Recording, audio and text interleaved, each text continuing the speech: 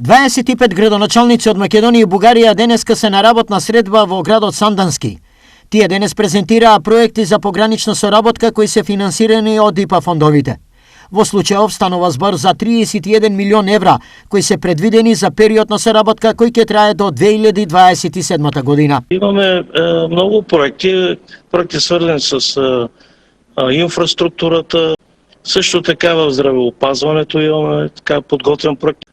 И в областта на културата и туризма, но смятам, че много е важно така да се получат и контактите и соработката и между младите хора. Дел од проектите доправа ќе се договараат, а дел општините веќе ги имаат подготвено и сега само бараат партнер, каков што е случајот со општина Штип. Еден од тие проекти е паднатите 4 куќи во Штипско ново село, каде што, знаете, истите се во собственост на општина Штип, може да бидат еден прекрасен објект за развој на туризмот. Досегашната соработка резултираше со многу реконструирани или изградени објекти и обезбедена опрема за институции од двете страни на границата. Овие денови се очекува да пристигне противпожарното возило во противпожарната единица во Штип заедно со противпожарна опрема за пожарникарите од општина Штип, која што е во рамки на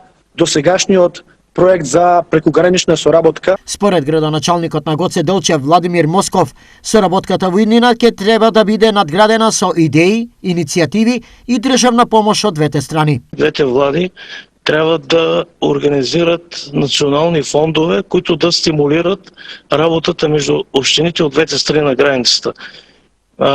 Тъй като сега разчитаме основно на европейски фондове, но мисля, че и владите и държавите ни трябва да отделят пари, да можем да работим и да решаваме проблемите. Во изминатиот период, пограничните општини од двете држави реализираа голем број заеднички проекти.